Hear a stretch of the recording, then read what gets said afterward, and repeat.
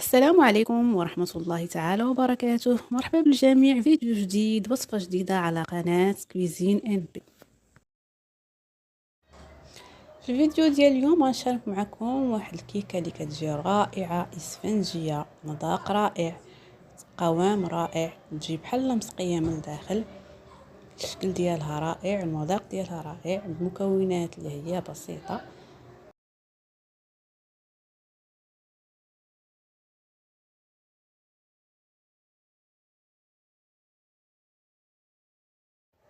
على بركة الله غنبداو الوصفة اللي غنحتاجو فيها 3 ديال البيضات، هنا كأس ديال السكر سنيدة، كأس ديال الزيت،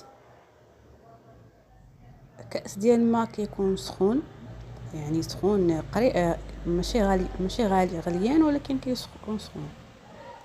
عندنا 2 ديال الكؤوس ديال الدقيق، عندنا واحد المعلقة كبيرة ديال الخل، 2 معالق كبار ديال الكاكاو، قبصة ديال الملح، 2 خمارات، واحد كيس ديال الفانيلا. ناخذ واحد الاناء، او ممكن اننا نديرو كلشي في الخلاط الكهربائي. اول حاجه كناخذوا البيض، كنديروا معاه السكر، سنيده، فاني، قبصه ديال الملح، وكنخلطوا مزيان.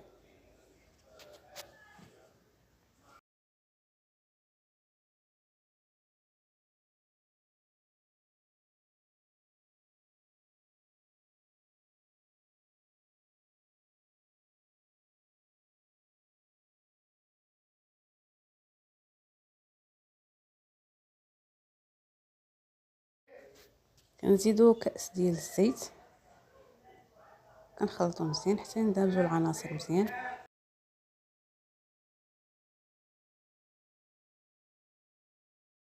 من بعد كنضيفوا داك كاس ديال الماء اللي كيكون سخون، كنحركوه بسرعه.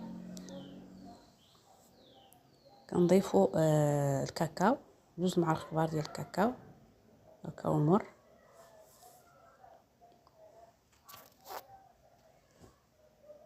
بعد كنضيفوا 2 كيسان ديال الدقيق كيف ما قلنا. نحتاجو في هاد الكيكه 2 كيسان ديال الدقيق زائد واحد المعلقه كبيره.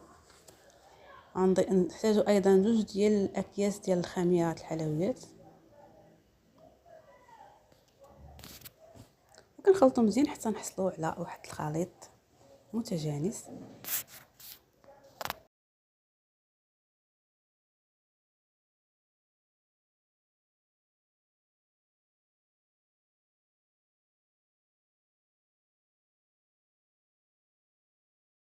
من بعد ما نخلطو مزيان، كنضيفوا داك المعلقه كبيره ديال الخل، كنحركو مزيان.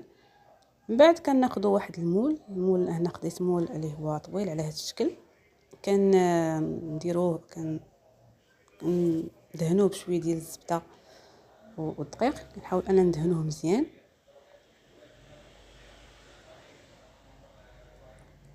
كنحطوا الخليط ديالنا في هذا المول.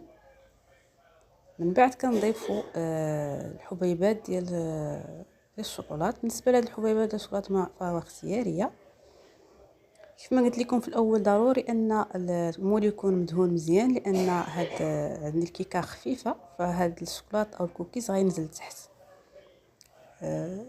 فبالتالي يقدر يلصق لينا في المول.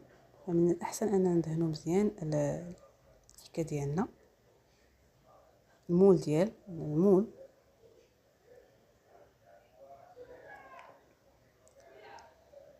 كما كتشوفوا هذا هو الشكل ديالها. من بعد ما خرجت من الفران كندهنوها باي صوص ممكن ان كتستعملوه. انا بالنسبه لي هنا ضفت عندي هنا 20 قطعه ديال الشوكولات عادي، واحد العلبه ديال دانيت الشوكولات، دانيت الشوكولا. ذوبتهم مع بعضياتهم فوق النار اللي كتكون مهيله، يعني درت الشوكولات مع دانيت، بديت كنحرك مزيان حتى ذابوا بجوج.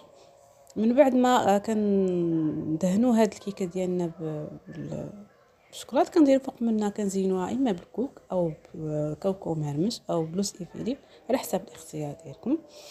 وكيف ما كتشوفوا هذه هي الكيكه ديالنا. من بعد ما قطعناها كتجي رائعه في المذاق ديالها، كتجي هشه كتذوب في الفم. هذا هو الوصفة ديال اليوم. نتمنى ان الوصفة ديال اليوم تكون نالت الاعجاب ديالكم. شكرا على المتابعة والى وصفة قادمة ان شاء الله.